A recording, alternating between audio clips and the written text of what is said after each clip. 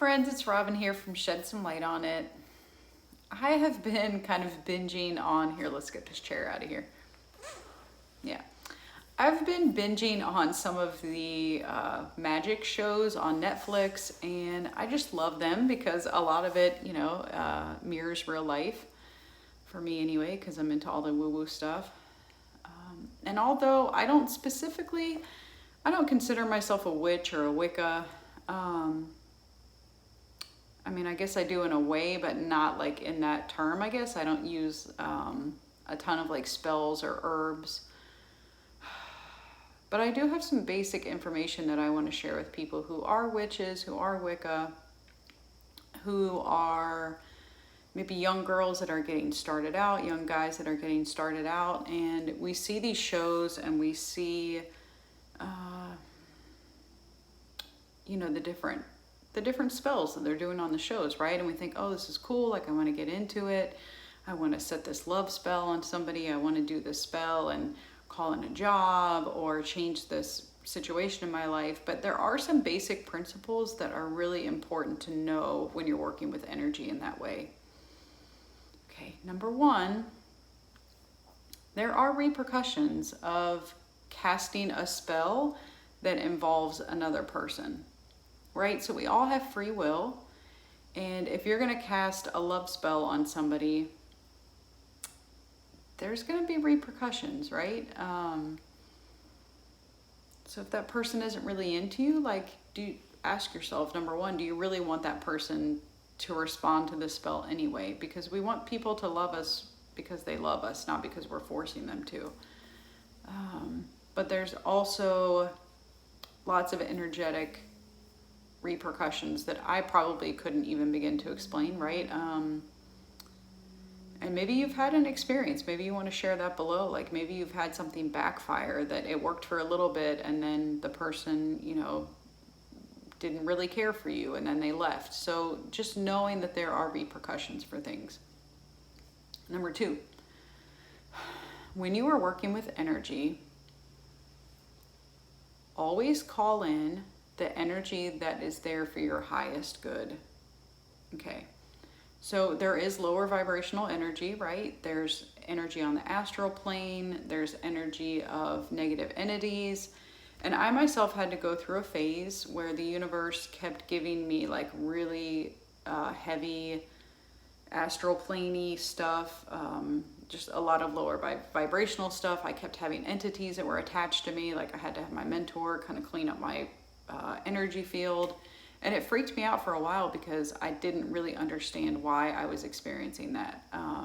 But I really do believe that number one, I needed that experience for whatever reason. My soul wanted that experience. And number two, so I could help my customers and my clients with going through that, right? Because I wouldn't be able to talk about it if I hadn't already experienced it. When you start any energy work, which is meditation, yoga, a spell,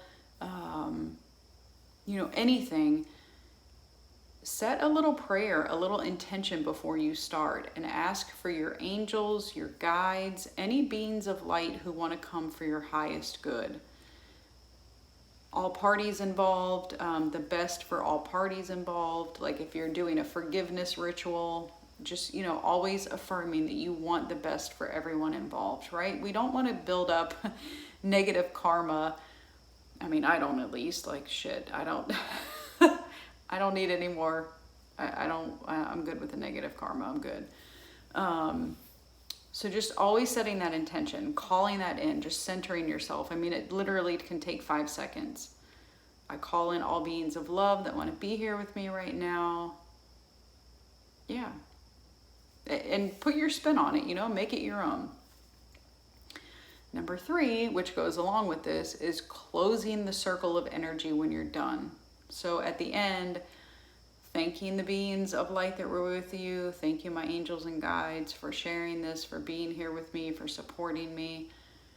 I don't know if I read this somewhere or if my mentor told me this, but one of the main problems with Ouija boards and why you can have like funky stuff happen is because a lot of people don't know to close the energy down after they open it up. And if you forget, like in the moment, you can just do it mentally, like, hey, angels, close that energy. Because, right, there's a veil in between our physical world and the invisible world. And when we are opening ourselves up to it, we're kind of we're opening the gate, right? So when we qualify it and say we only want beings of love and light, we're kind of restricting it in that way. And then we are also closing it at the end. So, you know, it's not just like hanging out there.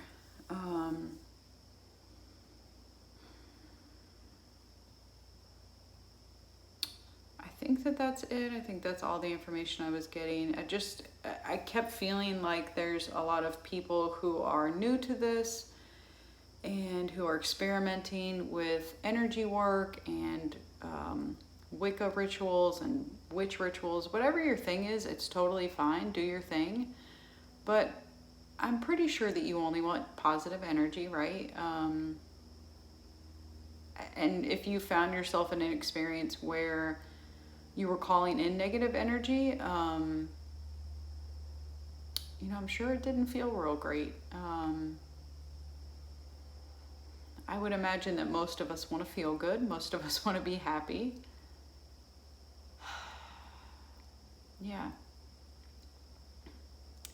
I love you guys. I hope you have a great night.